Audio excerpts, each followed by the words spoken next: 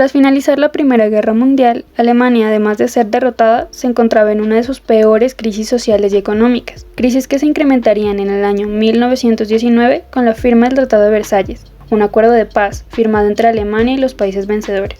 Este tratado, que los alemanes consideraron como una imposición y no como una negociación, establecía 3 aspectos fundamentales que los afectaba gravemente. Primero, Alemania debía asumir toda la responsabilidad moral y material de la guerra. Segundo, perder todas sus colonias y un 14% de su territorio. Y tercero, debían desarmarse y pagar 33.000 millones de dólares en reparaciones a los países victoriosos. En este contexto caótico y de entreguerras, se desarrolla la película que analizaremos en este video. A pesar de la profunda crisis social y económica, como también la humillación que representó aquel tratado, el sector cinematográfico no había dejado de producir películas. En la década de 1920, fruto de los sentimientos de miedo, terror y angustia que había provocado la guerra, se generó una corriente cinematográfica denominada como cine expresionista alemán, un tipo de cine que se enfocó en la psique del ser humano, plasmando sus deseos reprimidos, sus temores, sus perversiones, dando relevancia sobre todo a la expresión subjetiva. Las causas de esta corriente son varias, entre ellas están el auge de las teorías psicoanalíticas que se estaba formando en ese momento, el movimiento expresionista desarrollado en varios sectores artísticos y ante todo la confrontación bélica. Miremos con más detalle estos 2 últimos acontecimientos.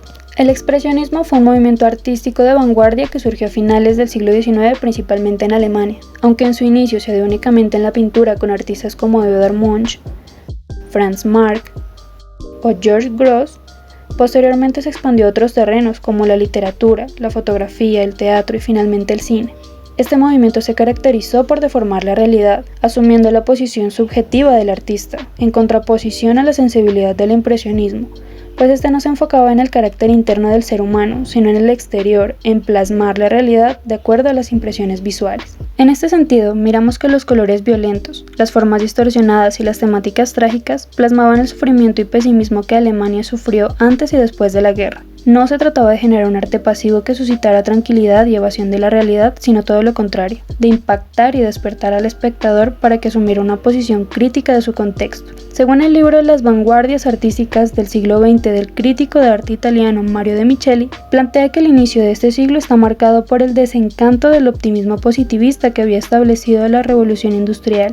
Esto generó un clima pesimista, generado precisamente por la pérdida de los valores y el rumbo progresista que el positivismo había impuesto. Sin una dirección preestablecida por la cual seguir, el ser humano se encontraba vacío, escéptico, con una fuerte crisis existencial que desembocó con la Primera Guerra Mundial y toda la barbarie que ya conocemos. El director y crítico austríaco Hermann Bahr, citado por De Micheli en el libro ya mencionado, dice lo siguiente sobre este entorno. Nunca hubo época más afectada por la desesperación y por el horror de la muerte. Nunca un tan sepulcral silencio ha reinado en el mundo. Nunca el hombre fue tan pequeño. Nunca estuvo más inquieto. Nunca la alegría estuvo tan ausente y la libertad más muerta. Y he aquí gritar la desesperación. El hombre pide gritando su alma. Un solo grito de angustia se eleva de nuestro tiempo. También el arte grita en las tinieblas, pide socorro e invoca al espíritu. Es el expresionismo. Al finalizar la guerra en 1918, el expresionismo llegaba a su culmen como corriente artística, dando paso a un nuevo movimiento denominado como Nueva Objetividad, un movimiento que se oponía al expresionismo en su enfoque individualista y subjetivo. Sin embargo, en el cine, el expresionismo llegaría de manera tardía, apenas en la década de 1920 con la película de Robert Wiene, El gabinete del Dr. Caligari.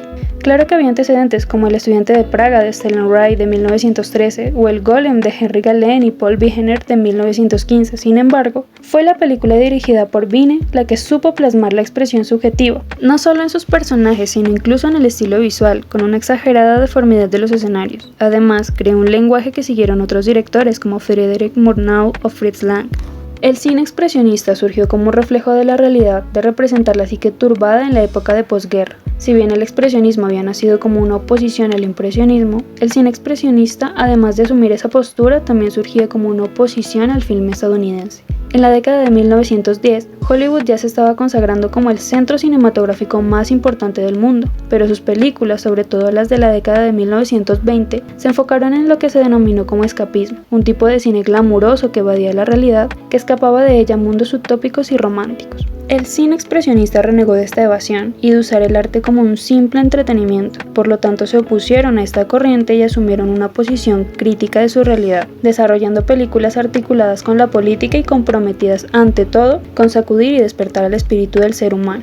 Ya no se trataba de hacer arte con fines comerciales y de entretenimiento, ahora el arte surgía como una necesidad.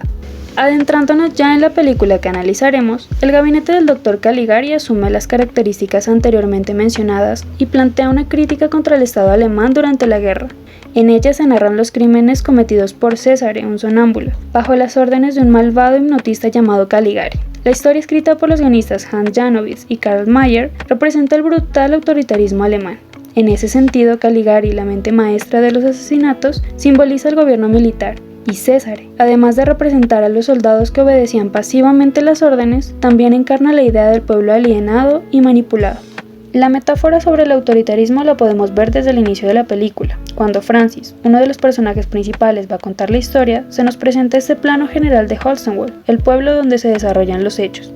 Primero debemos tener en cuenta que este escenario excesivamente deformado, con líneas retorcidas y formas puntiagudas, no representa una realidad subjetiva, sino el interior de la conciencia de las personas, su forma de sentir aquel ambiente de guerra y tiranía.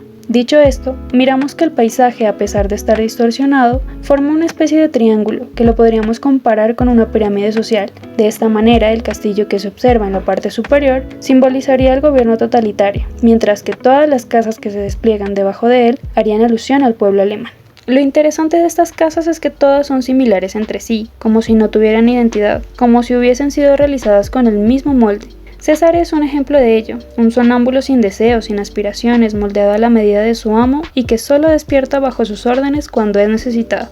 Resaltemos antes de continuar los escenarios y el estilo visual de la película, pues ellos proyectan la subjetividad de los personajes y son muy importantes para comprender la narrativa. Es evidente que los escenarios son pintados y por ello generan un ambiente teatral que recuerdan al origen del cine, particularmente a las películas de Georges Méliès. La decisión de usar lienzos y de pintar directamente en la pared se debe a que Alemania estaba en crisis económica, como se mencionó al inicio. Por ello, se determinó que no se construirían los escenarios para no inflar el presupuesto.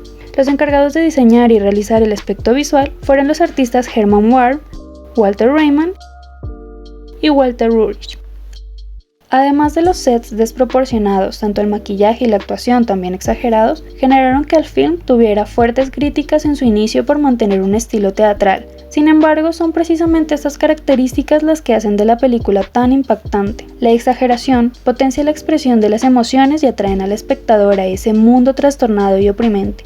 El estilo visual no se presenta como un producto acabado, sino que se proyecta sobre la mente del espectador y le implanta ápices de locura. Es como si el escenario con esas figuras puntiagudas se incrustaran como cuchillos en la conciencia, como si echaran semilla y quisieran seguirse reproduciendo. El paisaje habla, grita su deseo de ser creado.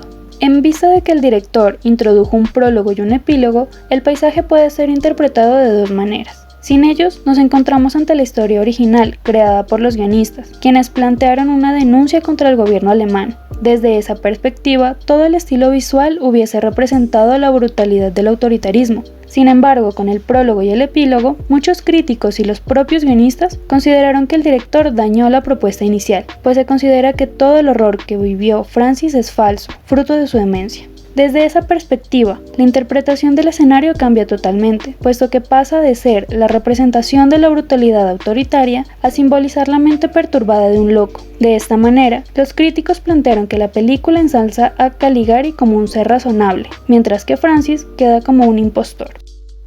En el próximo video realizaremos un análisis filosófico de la película desde la perspectiva del prólogo y el epílogo.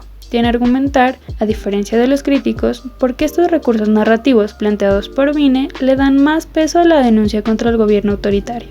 Gracias por quedarse hasta el final de este video. No olviden suscribirse, comentar y compartir.